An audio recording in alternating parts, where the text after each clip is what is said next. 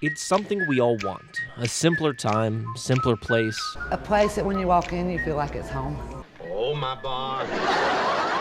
A place that takes us back. You feel like you belong. You feel like you're a part of it. A belonging we all desire, where being genuine is a way of life. Where handshakes meant something. Where everybody said hello. This exists just a short drive away in Mount Airy, North Carolina. A downtown full of life.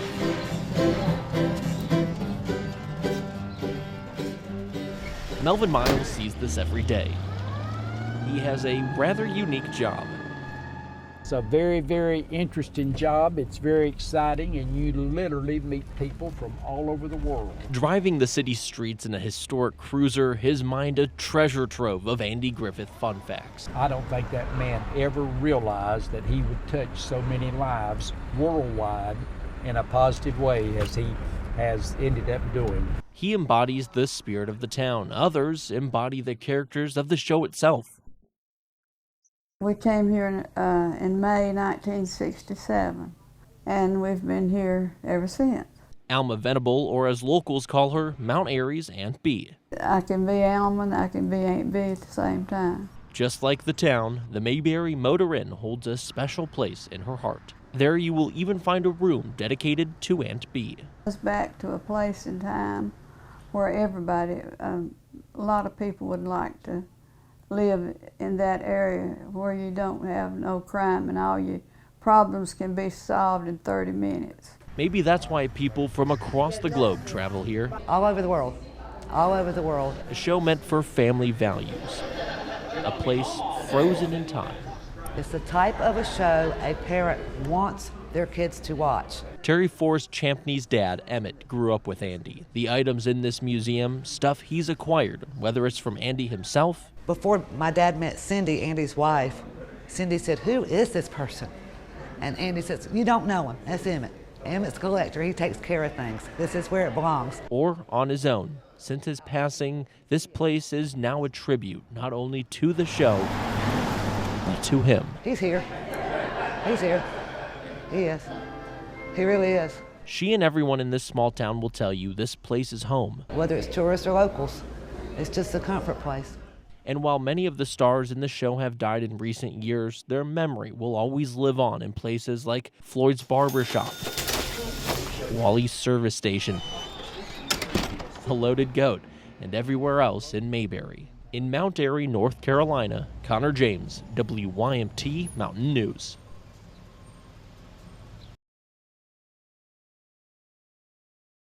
Snappy Lunch. You can't go to Mount Airy Okay, is that it? without stopping by Snappy Lunch, Okay, Snappy Lunch was started in 1923. a favorite of Andy's growing up. We can go down to Snappy Lunch and get something to eat and some And coffee. we tried to keep it mostly original, but we did some remodeling in 2005. It's a good old hometown diner You doing okay today? with an iconic dish, their famous pork chop sandwich. We slice it, tenderize it, dip it in a homemade batter, and it comes with mustard, chili, coleslaw, onion, and tomato.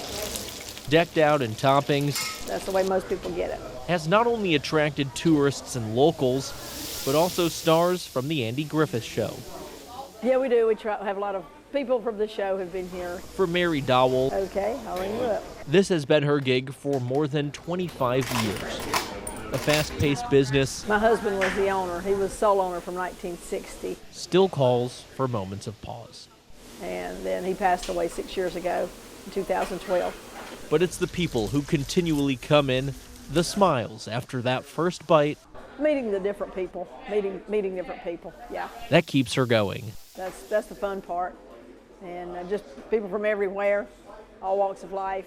That's the fun part. But now, 15:18. Be ready in just a few minutes. Okay. Mary is getting ready to step down from the register. I don't know. I'm getting pretty old, so But the legendary business it's good to know that you own something that people like, and yeah. is not going anywhere soon. Thank you, sir. You come back. In Mount Airy, North Carolina, Connor James, WYMT Mountain News.